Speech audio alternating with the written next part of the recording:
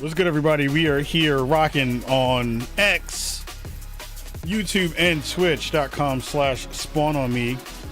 The fam Cameron Hawkins is here rocking. We got a lot of good stuff to talk about. Talk about State of Play. Going to talk to our friend Kevin Powell, who is the design director from a new studio called Empty Vessel. So exclusive interview right there. And I'm going to be talking about Plucky Squire a little bit.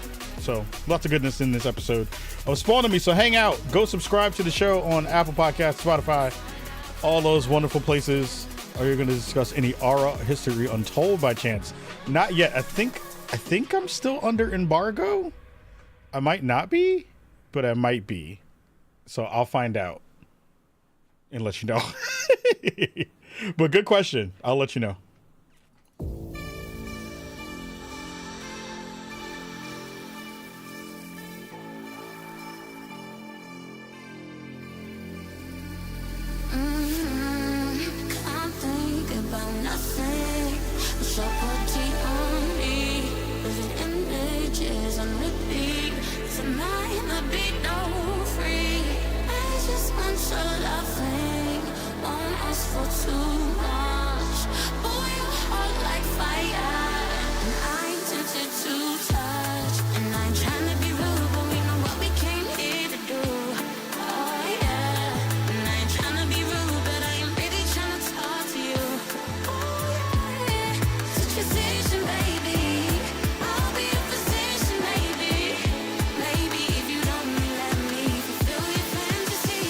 Nuggies!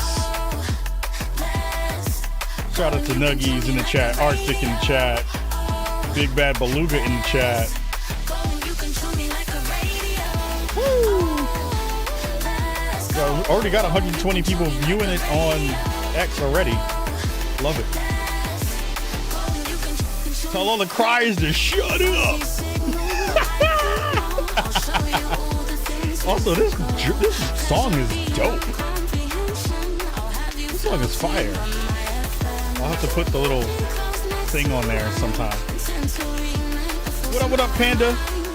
All right, let's get into the podcast and get into some Spawn on Me. I didn't even put my new mic up yet. Ooh, I gotta show you the new microphone. All right, let's do a podcast, y'all. Let's go. Spawn on Me is the premier podcast spotlighting people of color. Every week, we talk news, what we've been playing, and tell you who's invited to the cookout. Our show is all about talking about gaming through a prism of blackness, because we are the culture. Welcome to Chicago, y'all. Yo, what up, everybody in podcast land? What up, everybody in Chicago? What up, everybody in the internet? I can see you right now. I'm looking at you right in your eyeball while I look at you on the internet, and I see what you're doing. I see you put that thing down. I see you. Put it down. Back away from all the things I see you touching. Don't run with those scissors either. Anyway, massive love to you. Shout out to everybody who came through here on X and Twitch and YouTube. Hope everyone is having a fantastic week. Hope you're having a dope, amazing week. It has been the longest week of weeks, and it's only Wednesday, but it has been a long week. But that being said, please make sure you go check out our last episode. There's a couple of good joints on the feed. There's an episode from PAX that just got released. It's in the feed. It was about the Jay and Silent Bob game. If you're not familiar with that, go check out that episode because it didn't upload properly, so I had to re-upload it on the feeds there. Also, our last episode when we talked about, the price of the PS5 Pro is apropos because we're going to be talking about the state of play that Sony shared with us this week.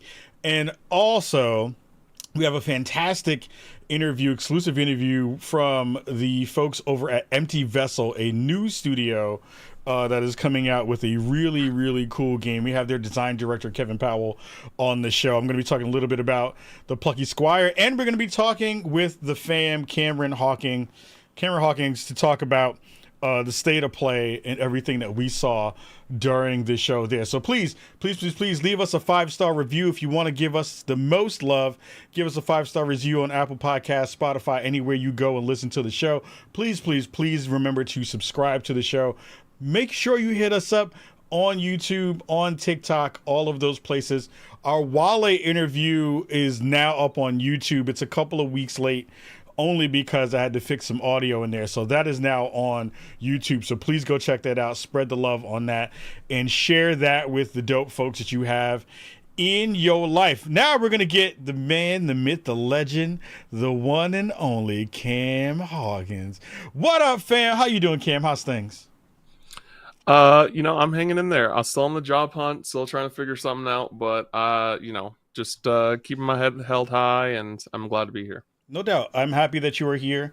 Happy that you are, kicking and making things happen. I know it's been a very difficult couple of months, but I'm happy to have you here always, and it always makes me happy to see you. Before we jump into the show, I do want to give a quick bit of love to our friends over What's Good Games, who had their finale show yesterday. That crew is some of the best and smartest content creators on the planet. Andrea, Britt, just everybody on that show continues to do fantastic work. It was great to see Alexa come back on and come hang on, one of the original crew on the show as well. So please make sure you go check out their content. I'm sure that that episode is going to be coming up very soon on their feeds, and give them some love, because What's Good Game has games. What's Good Games has changed the space in the podcasting realm over their 7-year run.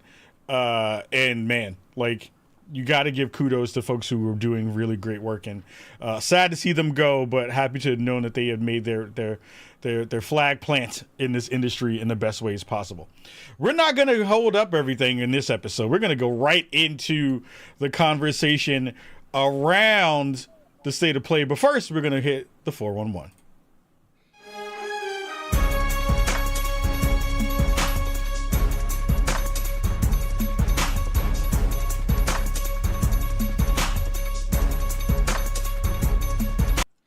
Yeah. So the state of play is the latest piece of news in the space for this week. It's kind of the biggest information and biggest news that we got out of the video game industry this week. Happy it wasn't layoffs, happy it wasn't something super negative. It was nice to be able to come together and see something positive in the space come together, and for us to be able to talk about it. So excited that we are digging into the state of play that just dropped yesterday. And I think a lot of folks came into it with a lot of expectations. I know I did as well. There was a lot of stuff that got leaked, or at least thought were being leaked during the conversation for what the show was going to wind up being. And it feels like a lot of that stuff actually didn't come to fruition in terms of the leaks, and some of it did. But Cam, I want to hear your thoughts about the overall feel about this state of play, because we'll go into the games that were in it specifically while we're running this B-roll for folks who are watching it on the video versions. Tell me what your thoughts were for how Sony did on this version of their state of play. Yeah, so I personally have never been super impressed with Sony's state of play. I think that for a long time that they have tried to kind of figure out their formula of how they want these presentations to look like, how they want to execute them. But I think that they finally did it. I think they finally figured it out and they cracked the code. And I think that this was the first state of play where I was just this feels like something that they didn't throw at a wall hoping it would stick. It felt like that they finally just was able to put everything together in a nice way where we got a little bit of everything. We got we got new games. We got the first party stuff. We got some stuff that we already knew about, but we got release dates for. And again, just the variety of genre was a little bit for everyone. And, it was very interesting seeing a lot of people being Ghost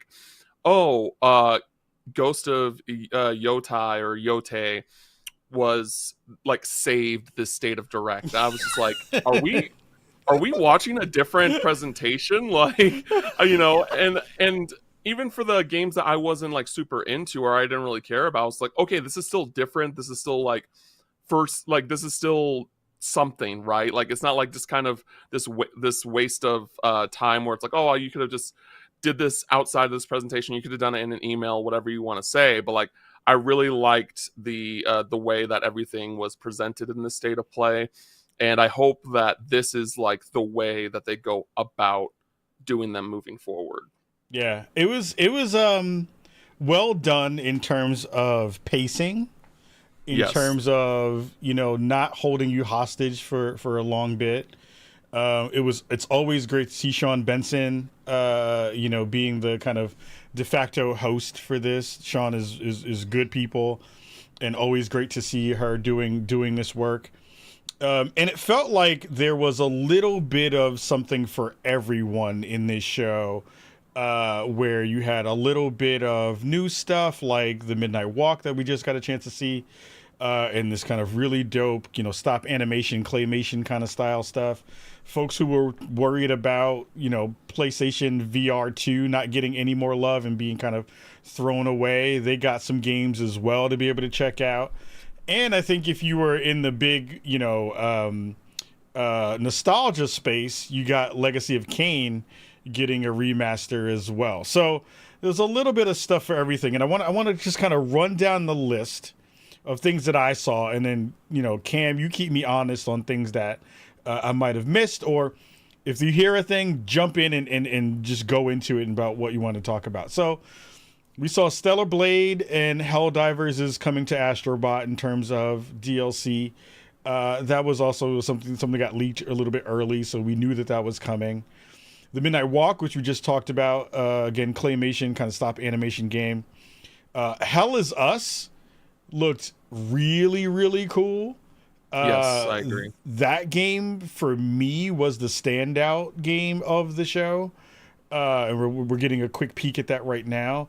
There was a weird balance, though, in between it. It felt like, you know, at this point, anytime I see a big monster that is kind of like towering over the main player, and you have a sword, it feels like we're automatically in another Souls-like space. And I want to go back to that thought because I'm kind of done with the Souls-like experience for a minute. But I do want to go back to that conversation in a bit. Metro Awakening, the VR2 version of the game got shown, and excited for that because I'm really excited for more Metro. Arcade Chronicles also felt like another Souls-like game. Power World, aka We're About to Get Sued, was on the game. Was on the show. Alan Wake DLC, The Lake House. That looked fantastic. Hitman VR, Legacy of Kain Remaster, Fear the Spotlight, Dynasty Warriors Origins, Monster Hunter Wilds, Lego Horizons, Horizon Zero Dawn getting a remaster. There's a lot of conversations around that. Stellar Blade also getting some DLC, photo mode, and Nier Automata collab in that space. You know, somebody will have a butt out in that game. And there was a montage of games that were getting the PS5 Pro treatment, which was Alan Wake, Dragon's Dogma, Snake Eater, Stellar Blade, AC Shadows, Spider-Man 2, and some other games. And then the game that ended out the show was Ghost of Tsushima 2, or basically Ghost of Yotai, which was the end cap of the show. Cam, I ran down a ton of games right there. Any of those games that you want to kind of double into and talk about? What was the one? I know you talked about the ones that you were thinking about, but was there one that really stood out for you that you were like, oh man, this was the game of the show? I mean, game of the show, I don't think that it kind of just depends on what check boxes you need for that to be considered. Because, like, you know, we can talk about Ghosts of Yotai, we can talk about you know, and for it being like the new Ghost game, that's super exciting on its own, right? And then, like, I do, and we're gonna go back to this, you said, but like Hell Is Us was like the new thing that definitely stuck with me the most. Like, outside of the Midnight Walk, and that was more just for its art direction. I didn't really remember most of the other new things that were announced, but Hell Is Us was able to brings this kind of aesthetic and presentation in its trailer at the very least that I found very I was very curious about, especially as someone who's kind of like you. Like I get Souls likes, I get why people like it. I personally don't have much interest in them moving forward. Like unless we get like a Sekiro 2, I'm not really super invested in that genre of games. But I understand its appeal. You know, for me, the two big ones I want to talk about is the Lunar Collection, that they announced.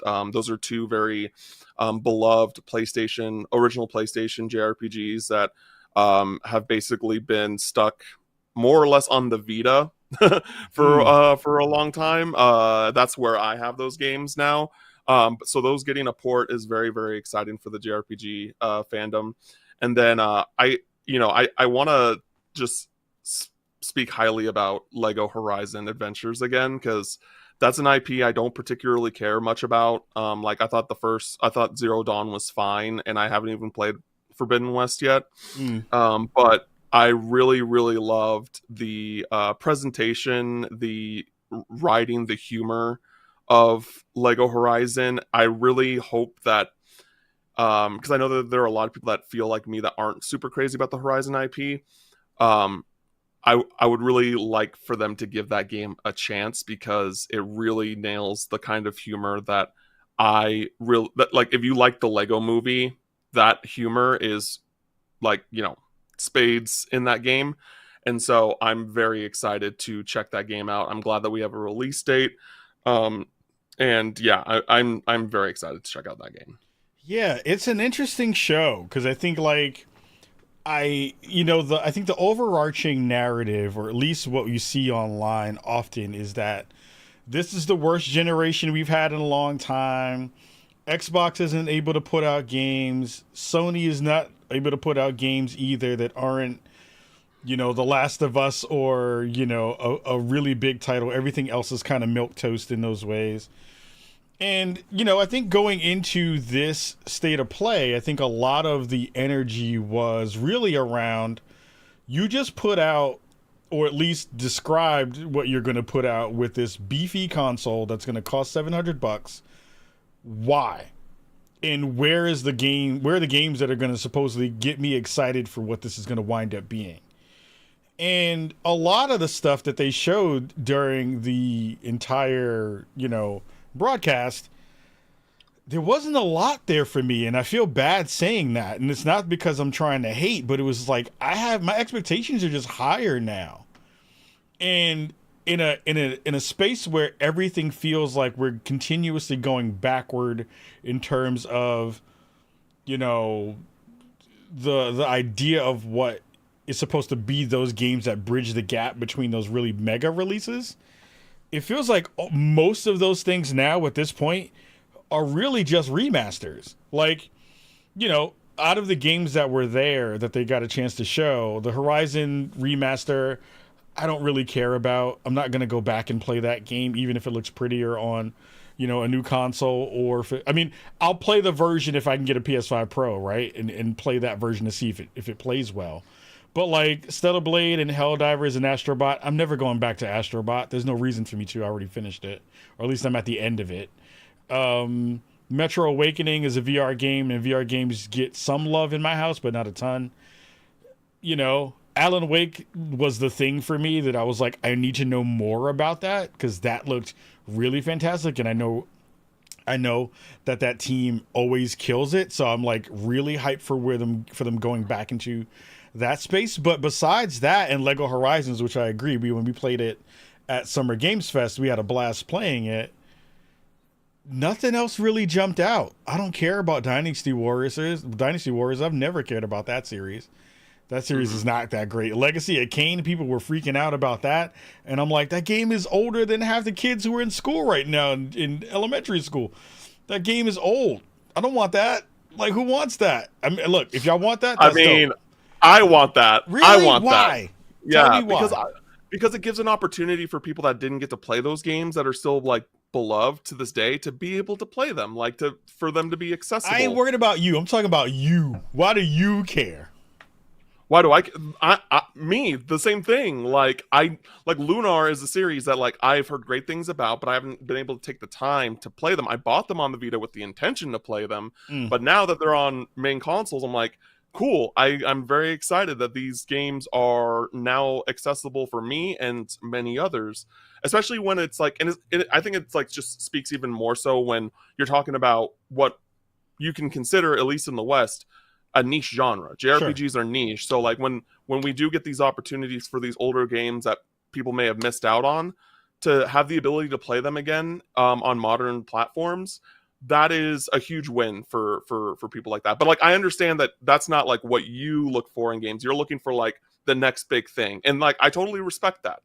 I think we're on like two different sides of like that spectrum where like, you know, you like that's the thing that you look for the most. And like I love new stuff, don't get me wrong, but I also really appreciate it when we get the like things that are just not really accessible on modern consoles or modern platforms nowadays to be reintroduced, to give a new audience or an old audience the ability to play them again in an easier fashion. I would much rather, if you're gonna rehash older IP, make a new game. Like, I get the old stuff is in there, but like, I would much rather a new version of Legacy of Kain that rebuilds that world back up with all the stuff that we think, you know, it kind of entails within that world, because we know how dope that series is. But like, if you give me a thing, like I was looking at that game when they showed it, and they showed the like, you know, when they do that visual where they show you the old graphics and then they fade into the new graphics, I was like, yo, this looks ass. This looks like ass. Why does it look like ass? Go ahead, Cam.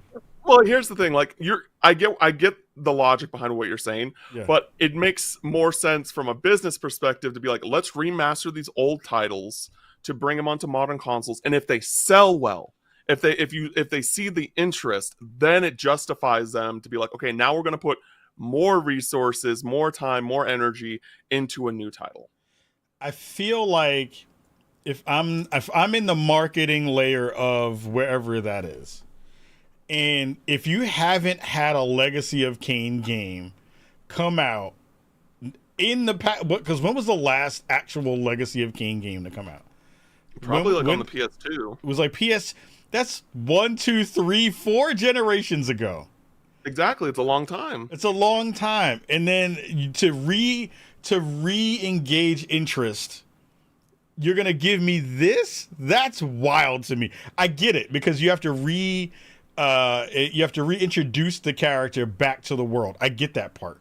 That I understand for the folks who are in there, but like for the people who are going to be playing this as their first version of that game, who are like, I've never heard of this before, this looks cool, XYZ, those people aren't gonna care. That's for us. That's for the folks who played it before and are like, I get the preservation layer of it and get the like access layer of it. That makes a ton of sense, right? It's like, oh, where the hell am I going to find a PS2 and go plug that in? Like, nobody wants that. But also, that shit is old as hell. Game is old. That game is old. That IP is old. I'm like, I get y'all with the people who want to bring back the old stuff, but like, come on, y'all. I can't be hyped for that. Anyway, we're watching really quickly. If you're watching the video version of the show, we are now seeing some B-roll from Dragon Age Vanguard. And I do want to talk about this, because I sadly didn't get a chance to go to the event that happened a little while ago. I was supposed to go, and then I had to cancel last minute because we had the Wale show, and I couldn't go.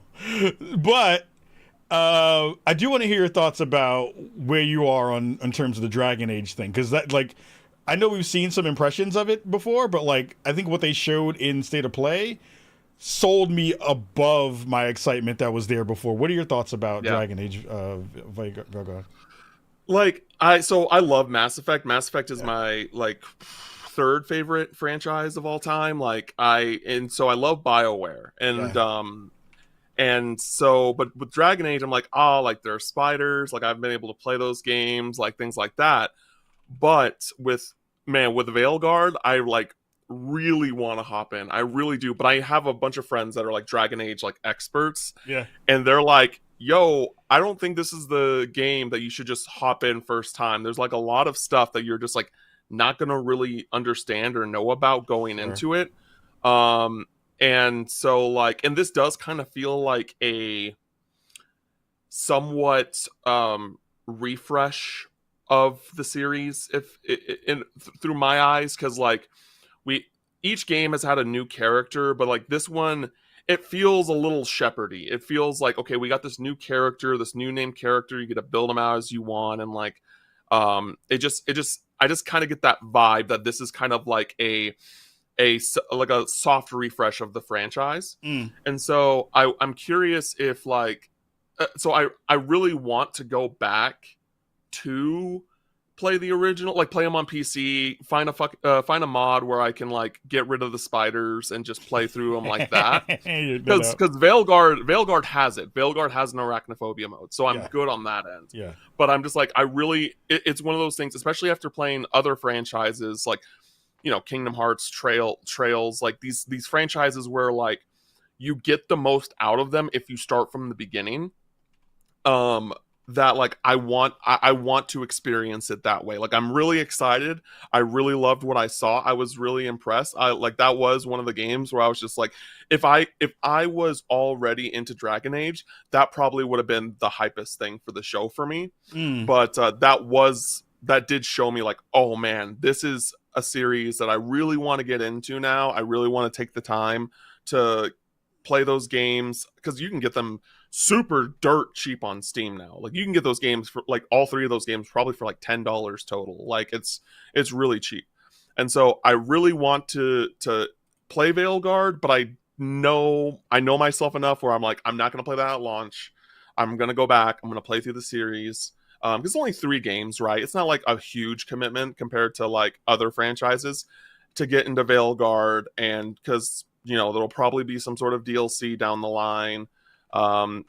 And yeah, so that's kind of how I'm approaching Dragon Age. But I think it looks great. I would not be surprised if it's a Game of the Year contender by the end of the year. Oh yeah. And I'm looking forward to checking it out eventually. I mean, I think you know what they showed in that small, you know, snippet of gameplay, like just how dynamic the balance between the kind of, you know, pick your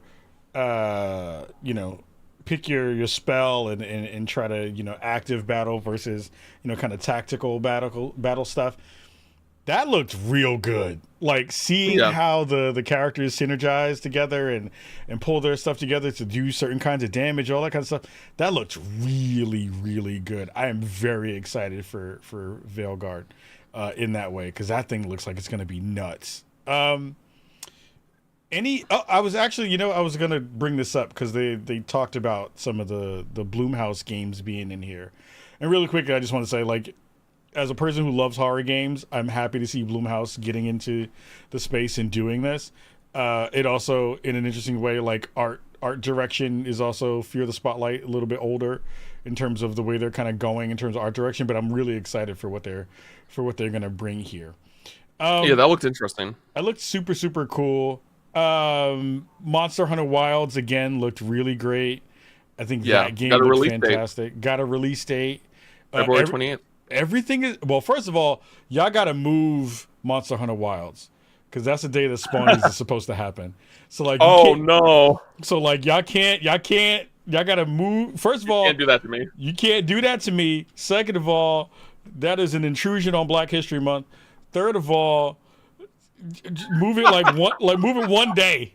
Move it one day. That was funny. Just move it one day. You can't have Monster Hunter Wilds in Black History Month at the end of Black History Month. We only got 28 days. Give me that one day, Monster Hunter Wilds. Anyway.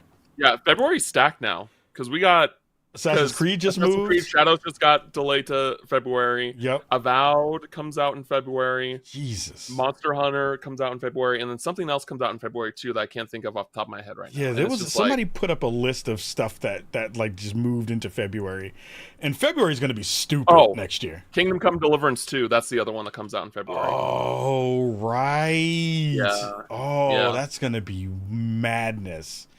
Oh my God. Anyway. Any last thoughts about State of Play before we dip out of there? I'm super excited that Fantasia's got a release date. I expected it to come out sometime in December, because they said winter 2024, Yep. and they didn't give us a release date when I previewed it at PAX, so that's exciting. I'm trying to think about what else. That's probably the main thing that I didn't mention. And while I'm at it, because I know that we're gonna shift gears pretty significantly, I want to shout out Square Enix really quick. They sent me this like care package. They sent this little letter. Yes. They sent signed by Kitase, who's the original director of Final Fantasy VII, Tetsuya Nomura, creator of Kingdom Hearts, my goat, and Naoki Hamaguchi, who's the director of Rebirth. And then they also sent this my way. What? Crazy. What is that? So it's a framed thing, and it has character art of Vincent Valentine. What? So the top one is him from the original Final Fantasy VII, and then this is him from Rebirth. I'm trying to, there we go, angle this in a way that y'all can see it. Yeah. So yeah. Like, shout out to Square Enix. I think I saw a couple of other people get one too. Danny got one of Yuffie, I think it was Yuffie, and then I think Hayes from Inverse, I think it was, he got one of Aerith. Oh, so yeah, I talked cool. I talked to the Square Enix people. I was like, hey, is everyone getting like different characters? And they're like, oh yeah, I don't know how many like they sent out or anything. That's but cool. All I know is that like they sent one out to me. I'm very thankful. I'm gonna get this framed for sure. Yeah. Yeah, shout out to Square. That's cool. I love stuff like that. Again, like the thing I love about your work is that people are also recognizing your love and fandom for certain things. Like that part makes me really happy. That stuff is really cool. Before we get into our interview for the show, and we'll do that in a second, I do want to talk a little bit about the PS5 Pro, because if you're listening to the show at this point in the live version of it, we are a day away before some of those bundles go on order on PlayStation Direct. Can I say really quick? Go ahead. I need to make Sony. I need to make an apology, an official apology on the Spot On Me podcast. Let me tell you, because last week I was like, ain't no fucking way. Ain't no way I'm spending $700 on a PS5 Pro. And then it wasn't like the next day, like 2 days later, they announced that 30th anniversary. And I was just like, I'm Sony's bitch. Like, Sony, you got me. Like, I cannot wait for that shit to go up tomorrow. I'm getting that bundle like irresponsibly, as I am unemployed. I don't care. I gotta do what I gotta do. I'm getting the Pro. I'm getting bundle. I'm getting the Portal. Sony, like, please don't do me dirty. Please don't do me dirty. Let me get this bundle. I'm trying to. Like, I can't. So here's the funny thing about all of that, because literally a week ago, we were on here and we were like, I don't know. Like, I was like on the fence, and I was like, oh, I want to get it because whatever. 90% of the folks that we follow in the industry we're hating super hard. We're like, this is too expensive. This is a thing that we shouldn't allow. Sony is trying to get you for your money. XYZ. Literally turn that system gray and put some old iconography from the previous generation's PlayStation on it. And everybody threw their panties at the screen at the same time. Threw their panties in their wallet at the screen at the same time. It was like, yo, I need that. Let me get that. I need it. And I was like, y'all are funny. Y'all are the funniest cats on the planet. So that's one conversation. But I think that bridges perfectly into, really quickly, the stuff that we did get a chance to see. And now there is some real life accounts from people that we know. I think Tim from Kind of Funny got a chance to go check it out in person. Kevin Kenson, go check out Kevin Kenson's work because he's fantastic. He got some hands-on with it as well. And the folks from Digital Foundry also got a chance to go check out the PlayStation 5 Pro. And for what it sounds like, everyone came away impressed with it. And most people were like, look, we know it's a high-end piece of gear. It's going to be for the uber enthusiast, XYZ. But for what it's trying to do, it will absolutely give you that bump up that we have an expectation for in in the console. So that was a really good thing to see in terms of being able to see that and have that conversation pop up. But before we go to the interview and before I let you go, Cam, what are your thoughts about Yotai? Because we're getting a chance to go check out. We're looking at it right now. If you're watching the video version on Spotify or YouTube, we're looking at the video version of Yotai. What are your thoughts about this before we go? Yeah, I'm excited. Ghost of Tsushima is one of my more favorite PlayStation franchises of the recent years. I really enjoyed the artistic direction. I enjoyed the open world more than most other open world games. And I still have issues with some aspects of the game. I think the combat could definitely use some fine tuning throughout, but like depending on, you know, when you're doing like the kind of the mass battles versus dueling, like you can very much tell that like, oh, it works in one scenario, but it doesn't work as well in another. And I wasn't super crazy about the story overall. I wasn't super compelled by Jin as a character, but I really enjoyed exploring that world, and I definitely am up for more Ghost series stuff. So yeah, very excited. Yeah, I think for me it was a couple of different things. I think for me, when I did my first review, and I've had a lot of different feelings about the Ghost of Tsushima game. At first, when I did my review, I was like, this is a really disappointing game for multiple reasons. You can go back and look at the review for that stuff, and I laid out the reasons why, and people gave me a whole bunch of crap on YouTube for it.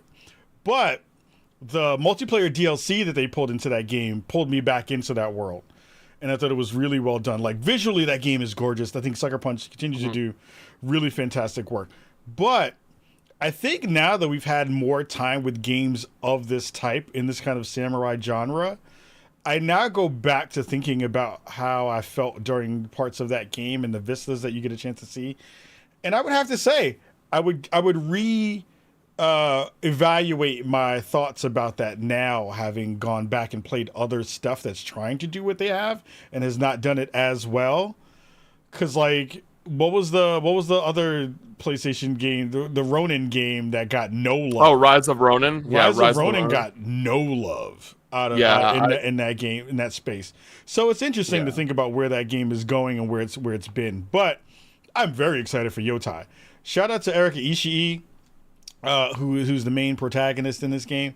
We now have a woman protagonist as the person who's going to be there, and the internet is mad. The internet is so mad and so hating. And shout out to Erika Ishii, who's having one of the most fantastic runs in a while, coming through now as Sector in MK1's Chaos Reigns, and now being the main character in Yotai.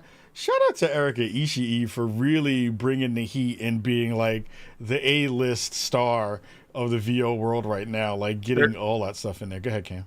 They're also one of the voices of Rook too in Dragon Age. That's right. So. That's right. Yes. So Erika Ishii killing it right now, making it happen in a big way. So overall, if you were to give Sony's State of Play a numbered score, we're gonna do it.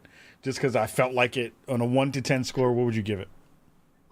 I'd give it a solid 7.5. I don't think it's as strong to give it like an 8. Yeah. I'll give it an 8. I'll give it an 8 because I do think that they cracked the code of how these presentations should be, how they should look like. Again, like you said with the pacing, they show a bunch of things, then they have a talking head to talk about either what they're about to talk about, and I think that really worked for them, and I really liked the presentation style that they have done, and because it very much felt like previously that they were trying to do the Nintendo Direct kind of format, and it just didn't really work because a lot of the State of Plays weren't that long. So when you're just kind of doing that back to back, it's just kind of okay, what are we doing here? What's the point of this?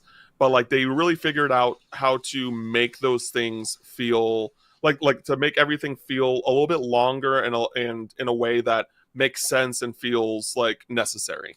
Yeah, I agree. I think format and way that they did everything came together really well. I think the moving forward, I hope that they keep this format.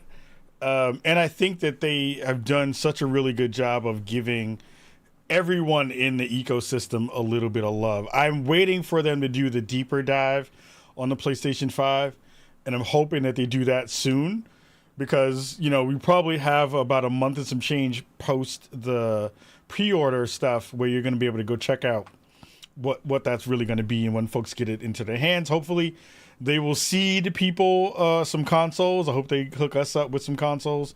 I hope they don't give Paris Lily one.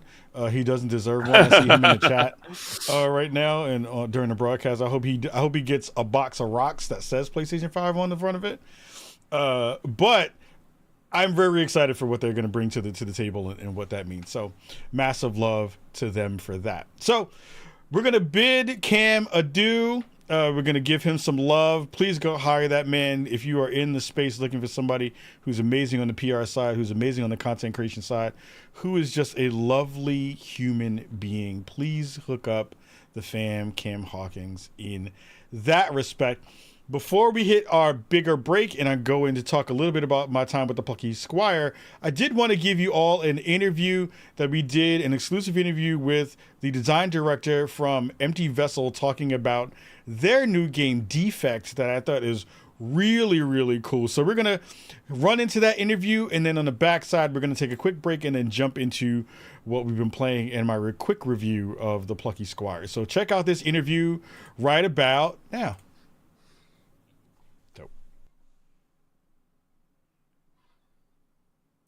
What's good, everybody in Chicago? We have a very special interview today. I am joined by Kevin Powell, who is design director over at Empty Vessel.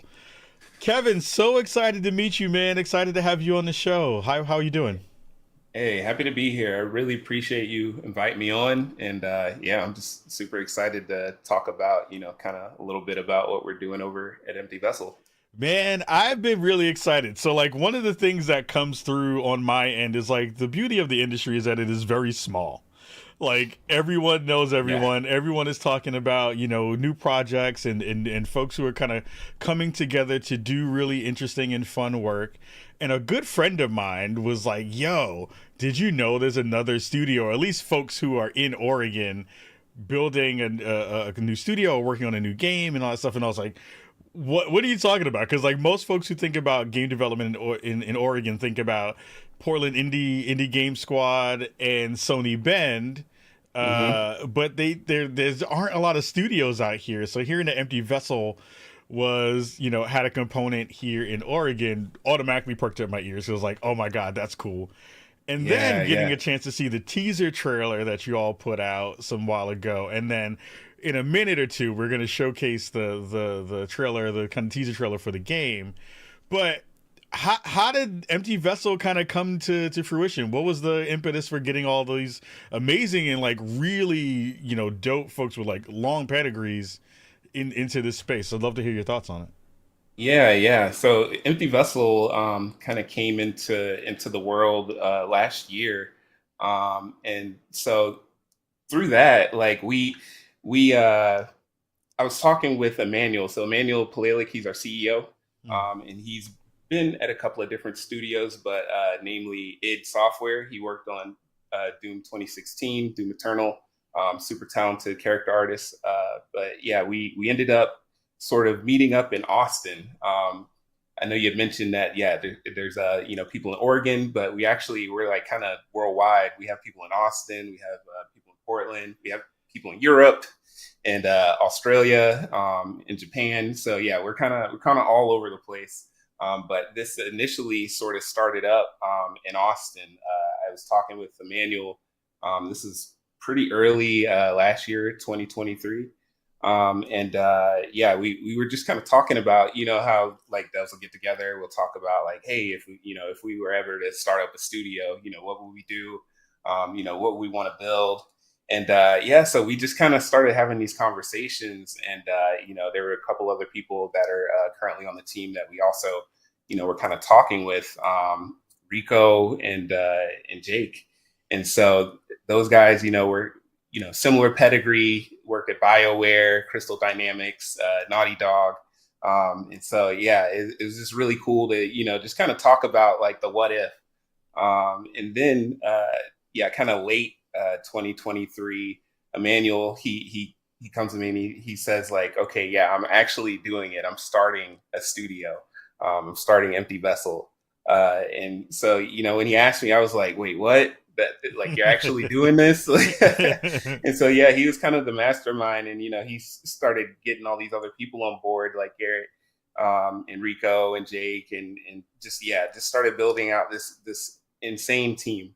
And so, at that point, I was like, I really need to make a decision, because I was at Airship Syndicate at the time. We were working on Wayfinder, and I really just couldn't pass up the opportunity. So, I made the jump over to Empty Vessel late last year, and we just kind of been working on our first title, Defect. Oh man! Since then. So yeah, super excited for that. I mean, the thing that I always find really interesting is like, and I love the fact that you talked about the kind of like move into a new space, right? Like it's not an easy thing to do. A lot of folks, when you think about the move from one studio to another, there's a lot of conversation that has to happen between you and their management teams and kind of getting you on board.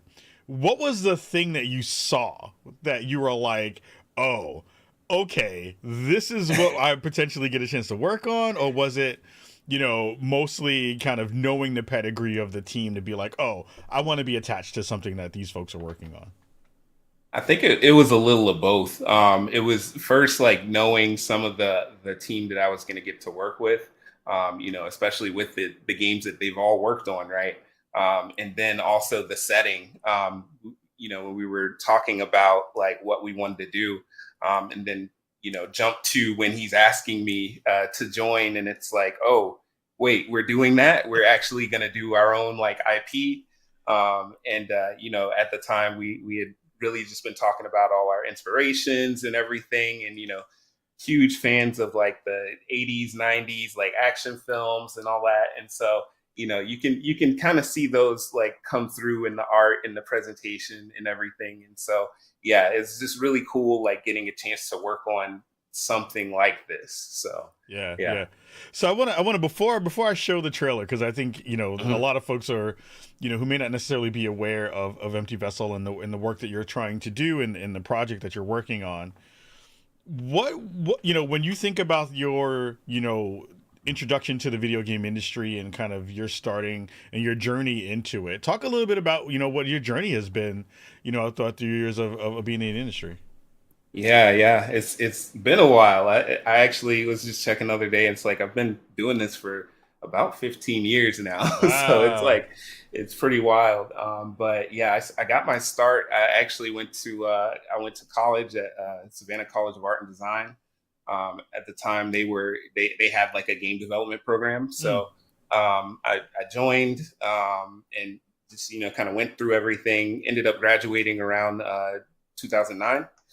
And so after that, of course, went to apply to all these different studios and everything. And then one of them took a risk on me. And that was High Res Studios. They've done a couple of games. I think Smite might be the most notable one from that studio, but they've done other things like Paladins and stuff like that. But yeah, that's where I got my start. Actually as a level designer and an environment artist. So I was like doing art on games like Tribes Ascend and Smite. And then I eventually switched over to game design. So I designed a couple of gods for Smite, and that was like kind of my jump into like sort of combat design. I love that. So, we were talking about making jumps to different studios. So, around 2015, I ended up making the jump from High Res to Gearbox Software. And that was where I worked on Battleborn, which is like a, first person shooter with like MOBA like, mechanics and stuff like that. And that was a super fun project to work on. Got to work on a couple of the characters and everything. And then we eventually transitioned over to working on Borderlands 3. So that was really interesting. That was, one of my favorite games, like especially growing up. Like Borderlands 2 was just like a huge inspiration for me. And so getting to work on like the next installment of that was like huge. Mm. I got to touch a bunch of systems and stuff within that. So I got to like make some legendary weapons. I got to make some artifacts. And then I did some stuff within the like spaceship that you like travel in. It's like the hub city. I worked on like the player rooms and then like the firing range and the SDU case. Like, yeah, got touch a bunch of stuff. So after that, I ended up jumping to Airship Syndicate. That was in 2020. That was like right at the beginning of the pandemic. So like working remotely, for like my first year of that was like really interesting. But yeah, Airship was really cool. We worked on a Wayfinder, which is like a third person, action combat. So yeah, I got to touch a lot of different like genres and stuff throughout my career. And so like I have just a lot of just experience with just like combat systems, and then also just being able to play with the camera, player abilities, all of that stuff. So getting to use that experience on trying to create something new for the players is like, I don't know. I don't know if there's anything better than that. At least for me, is it's just really cool getting to kind of take all of that experience and put it toward this new project. No, that's super cool, because again, it like talks to the kind of multiple disciplines that you have to kind of like pull into your, everybody talks about it in the real technical terms, like your tech stack of things that your knowledge stack and da. Yeah. But like it's great because you have like a big toolbox of things that you've learned over many years working in multiple studios about like what does it take to kind of get a game in a good spot. What would you say if you were to, because one of the ethoses of our show is, and I tell people like, what would my 12-year-old self, if you were thinking about getting into the video game industry and you meet someone like Kevin. So I'm like, hey Kevin, what does a design director do? Like what do your role look like in a kind of day-to-day or the overarching thing that a player might see when they get a chance to check out a game? Yeah. Well, it's interesting because I feel like also within Empty Vessel, we're doing some different things within development, and so I feel like, especially my role as a design director, of course, I would direct the overarching design and mechanics of the game, but usually those people aren't the ones that's like getting their hands dirty and like implementing this stuff. Mm-hmm. But at Empty Vessel, we're all pretty much like getting our hands dirty. Like we're in it, we're building the stuff. And it's just really cool. So yeah, for me as a design director, I would, write design documents and stuff like that. But we're also big fans of rapid prototyping. So we get to, build stuff in Unreal. We're working in UE5.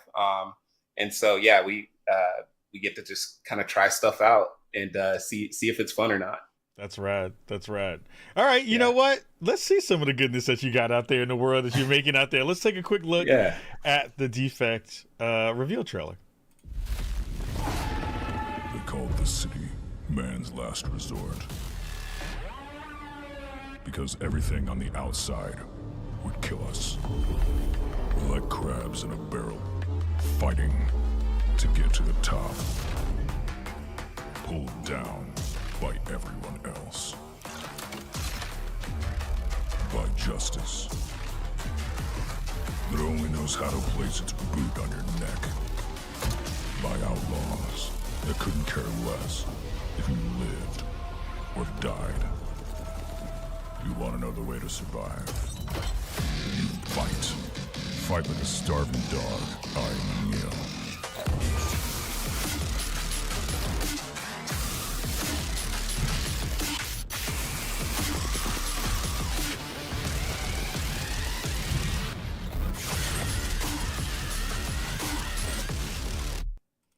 That looks dope.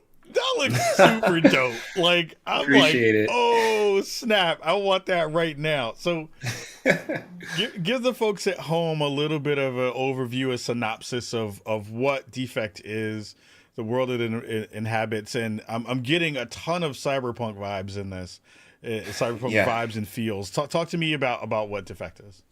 Yeah. So Defect is our studio's first stab at our we're calling it a immersive objective shooter. because we're trying to switch it up a little bit with how a match progresses, how you end up playing around that match based on what you have. We're trying to just kind of switch it up a little bit as far as like the online multiplayer like paradigm. So we're starting to explore like these sort of objectives that you take on with your squad, and that could be different from squad to squad, and kind of just seeing what happens as these squads try to take on those objectives within the same mega structure. And the setting is you're in this sort of dystopian mega city that's being governed by an AI, and we want to just kind of give a look into what that might look like. So yeah, we just want to fully immerse the player in the world we've kind of built. And so yeah, you see those influence of cyberpunk and those 80s 90s action films that we know and love. So yeah, we're trying to do something a little different with that, with the whole multiplayer thing. So I love that, because I'm getting so many, like you said, you're hitting that 80s 90s vibe in so many ways. Like I'm pulling in Judge Dredd, and I'm pulling in RoboCop, and I'm pulling in the Running Man. I'm pulling in all of those pieces that I'm looking at it, and I'm like, oh, this is going to be super cool to be able to kind of inhabit this world and see. Not only you talked about characters, and it sounds like. And tell me if I'm wrong. This is it PvP or is it PvPe? Is it co-op? Like, what's the kind of vibe for what players should expect in that respect? A little of both. We're kind of focusing on the PvPvE. So there will be elements that will be within the map that won't be player controlled, but we're trying to give this sort of narrative feel to taking on an objective, even if it is within a multiplayer space. So there will be kind of like narrative beats as you're taking on these objectives. But then also, we're thinking about like the co-op feel of it and how you load out with your friends. So yeah, we're kind of taking a look at both. We're just trying to build the most fun game we can, honestly. Yeah. I mean, I'm excited because, again, like I feel like that world, although games of course have inhabited those spaces, they haven't been specifically tuned towards that kind of gameplay. It's been mostly open world spaces where we've seen cyberpunk kind of places land, or if it has been in other ways, it's been kind of side scroller-esque games, like Katana Zero stuff, or those kinds of games. To be able to have like a fully realized PvP PvPvE space, especially because the new hotness is Unreal Engine 5, and I think everyone right who has been thinking about the future of games have been tapping that specific engine with this is what's going to be the actual next gen of game visibility and visuals and things like that. How has it been to kind of start to work in, or not start to work in, but to work in that space to be able to kind of really get the vision for the game that you've been looking to make? It's been really cool. Like a lot of us at Empty Vessel have worked in Unreal for a lot of our careers, and so it's been super nice just to be able to kind of pick up the editor and kind of bend it to our will, right? And it's been getting easier and easier with just the access to the tools and stuff like that. So I think with that, it's really cool what we've been able to do also with the size team that we have, because we're only 14 people far. So we've been working on it for a little over a year, but yeah, it's been just awesome working with the tools. It's really easy to kind of pick up and do things, but kind of difficult to master. So I think being able to bring a little bit of that mastery and like knowing how to build things for the experience you want the players to have has been kind of key to us building out the game so far. Yeah, and it seems like everybody who I've talked to about having you on the show and talking about the team and having that discussion have had really, really great things to say about the work that y'all are putting out. Because a lot of people have seen the studio teaser and then now the game teaser, What have Yeah. been some feedback you've seen from some, gamers in terms of their excitement for what's coming?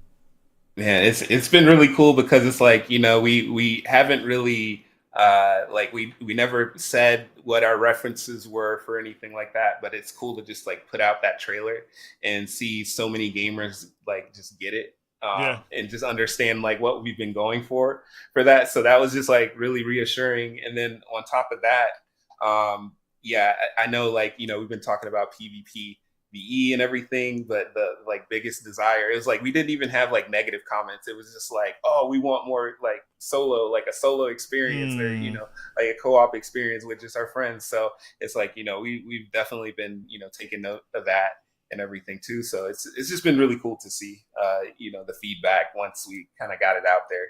Yeah, I mean, and I'm feeling those vibes too. Like, me jumping back into Yeah. Warhammer with friends, and Oh man, Space Marine too. Oh my God, that thing is taking Too up good. so much of my brain right now. It's like so much of my Yeah, time. yeah. But it's nice because it's like I'm so used to playing in competitive spaces, right? Like I'm a big fighting game fan, a big shooter fan.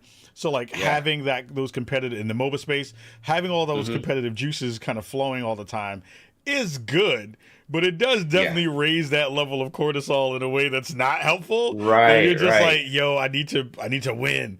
Yeah. So to be able to So, have a space like this is different. It's nice. Yeah, I'll comment on that because I think, like, some of our design philosophy around, how we want this game to be played or approached is, kind of taking a little page from even like roguelikes, where it's like, instead of like, oh, I got to queue up, it's more of like, let's go on another run. That's, I think, a better way to look at it. And that's the kind of feel we're trying to get out of players when they play defense.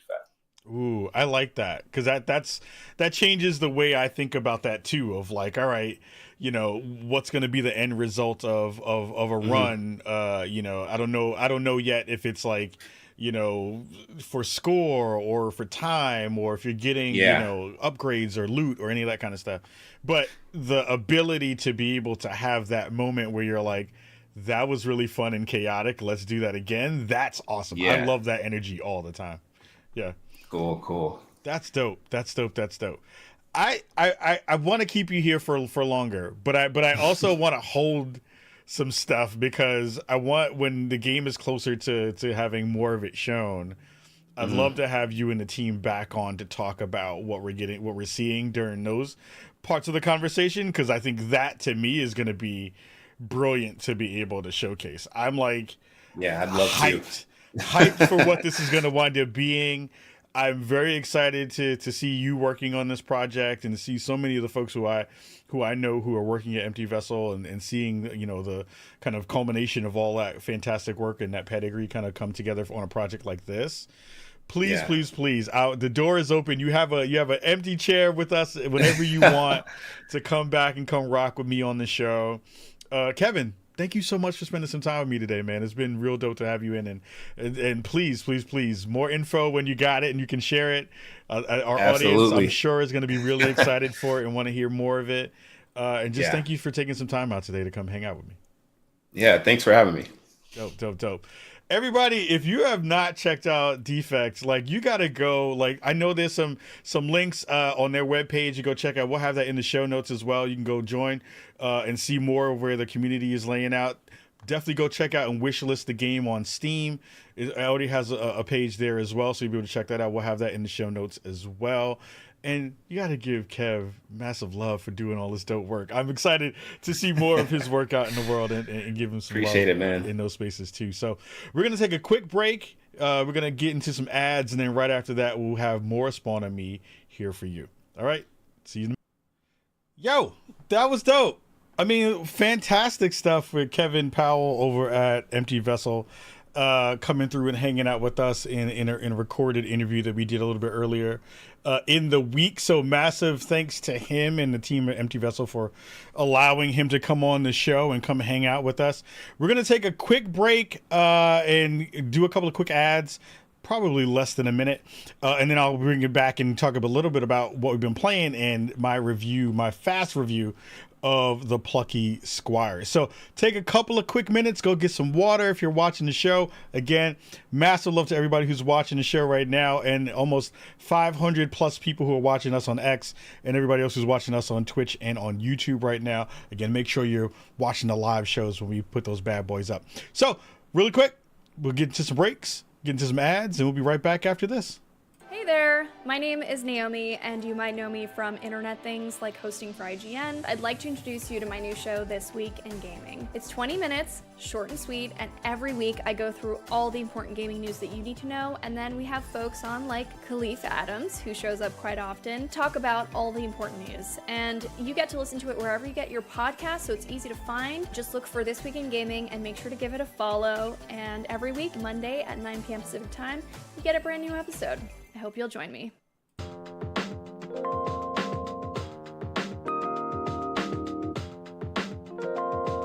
Hello out there, and welcome to the Danny and Rihanna show. This is Danny, Rihanna's husband. And I'm Rihanna, Danny's wife. And this podcast is all about mom and dad finding nerd life balance. Yes, and you can find us on any podcast platform. You can go on Spotify, Apple Podcasts, and other podcast services. Also, you can find us on YouTube. Just search for the Danny and Rihanna show. So during our show, we talk about what it's like running a business together, being a new married couple, having a child, and all the while trying to play video games and find a way to work. It's going to be a lot of fun having these great conversations. And plus, we might have a couple guests here and there. We'll see. It's going to be a lot of fun. Yeah, you'll hear about our travels, our excitement over new games and movies that are coming out, and everything in between as we navigate the world of being nerds that actually make a living. So if you're excited to listen to our conversation, we're going to have brand new episodes every Wednesday. Follow us on socials in the description box below and join us on our journey.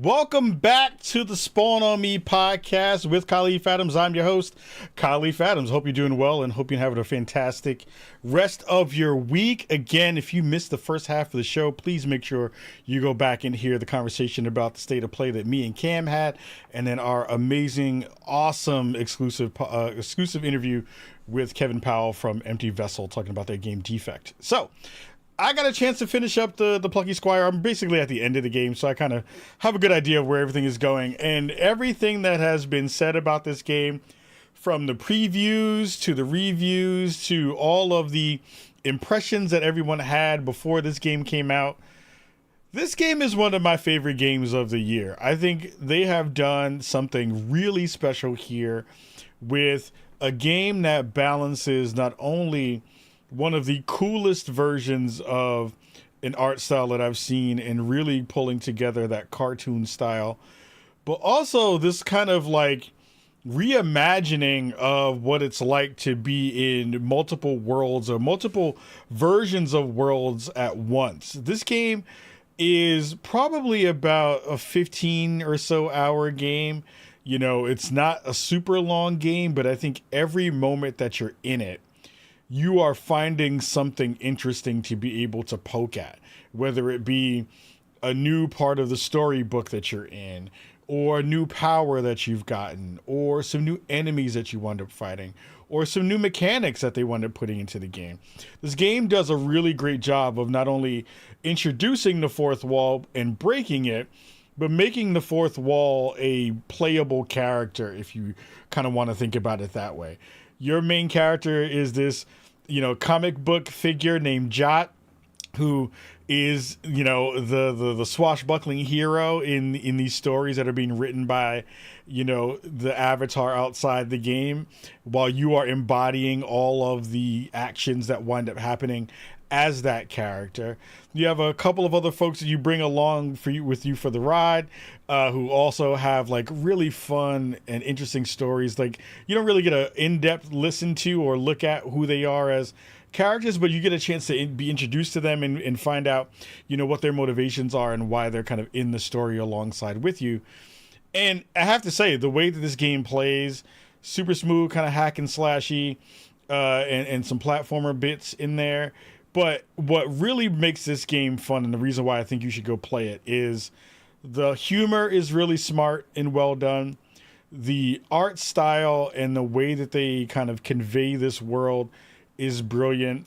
I love the way that they have these very specific callbacks to different kinds of genres, where it could be something like a shump in one moment. It can be, if you're watching the video version, it can be, Mike Tyson's Punch Out or Punch Out is in the game in terms of what you're playing. Platforming is really smartly done. And then that's all within the layers that are in the picture book. Then you get popped out into what the real world, and there's even more platforming there that comes together, and more storytelling that happens, and more dynamic moments that come together for you as a player in this game. And I have to say, I love so many of the different characters in this game. They all felt very special and really well realized in the ways that they come together. The gameplay itself is just super fun. And in a time where we're all looking for kind of games that will help you to kind of get to a space where you not only feel really good about the things that you're playing, but you're also, enjoying the worlds that are being built, Plucky Squire is by far one of my favorite games that I've gotten a chance to play this year. And I think it's a game that you should absolutely buy. You should absolutely play it. I think it's a fun game for all ages. It doesn't matter how old you are. You can enjoy this game, and it gives the team behind it so many kudos for imagining what this can be in, it's hard to even explain it, but it's like mixed media in some form or fashion, in the ways that they've kind of built this world and given it something that is really, really fun. Something that it came to my radar very, very long time ago. And I think every time that I'd seen it, I was like, man, I want more of this. I want some of this. When am I going to be able to play it? And it's lived up to all of my expectations in all the ways that I had hoped. So I'm very excited to see if this game gets the love that it deserves, and that hopefully more people will get a chance to play it. And this is a game that, again, take your time with it. This is a game that you don't have to rush through. I think this is a game that will, give you a lot of space to be able to have fun with the vibrant colors and the fun, action that you have in here. And it's really smart. Like, I think the way they do puzzles is really well done. I think the way they do commentary is really well done. The way they add humor to it is very well done. So my love for this game is very high. I think this is one of the best games again of the year, and I think you should absolutely go check that out. So massive love to the team over at Devolver and the folks over at Stephanie Tinsley's PR firm. For hooking us up. Tinsley PR, shout out to them for hooking us up with some codes to go review that game. And yeah, we have a lot of great stuff coming up for more of Spawn and Me coming up in the rest of the week. I'm going to be going to go check out a dope game that I can't talk about yet very, very soon, and we'll have more information about that before we go. And if you're watching the live show, stick around for like 2 minutes or so. I do want to show off something that our friends from Xbox gave to us, and I think it's really cool. Actually, I'm going to do it while we're live on the show. So the folks over at Xbox sent over this amazing, dope package that they have been working with the folks from Forza and the folks from Nike with Jumpman and Luka Doncic, who is, of course, one of my favorite players in the league, and sent over this wild care package that came with a Xbox Series S that is all logo-fied with all the logos for both the Jumpman and for Luka, alongside a custom controller as well that they came through and sent over to us to be able to check out, that has all this goodness in it. Jumpman logo on it, Jordan logo, all that cool stuff. And they sent over a pair of the Luka kicks that come along with it as well. You've seen it on my social media page. You've seen it on my TikTok page. I just wanted to give the folks over at Xbox a quick shout out and say thank you for sending over one of the coolest care packages I've seen in a very long time. So make sure you go check it out on TikTok so you can see the full package there that I got a chance to show as well. So until next week, we're gonna get up out of here with this episode of Spawn on Me. Go check out the other older content, not older, but the other content that's been out on the feeds this week. Go check out the Wale interview that's now up on YouTube. Go check out all the stuff that we have on the podcast spaces. Also, I would love to do some Ask Ka Anything episodes, to do those on short form and put those on our TikToks. Send us some questions. You have our email addresses. You can go find that as well. I'll be putting up the link if you want to send in a voicemail on the social media feeds as well. So if you want to go do that, it'll be in the show notes as well. Speakpipe.com/spawnonme. Speakpipe.com/spawnonme. If you want to be on the Ask Kai Anything episodes, send in a question about anything, gaming related, life related, cooking related, anything you want. I will answer that question for you because I want to do some more dope stuff on Ask Ka Anything. All right, everybody, we getting up out of here. Massive love to you all. Hope you have a wonderful rest of your week. I hope you find some luck and you can get that PS5 Pro if you can get it. And everybody else at home, please, please, please have a wonderful night. Wash your hands, wash your butt, and please keep yourselves safe. Much love to you all. And until then, we will say peace.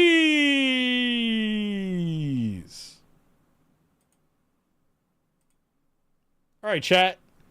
How y'all doing? Y'all chilling? Everybody's good?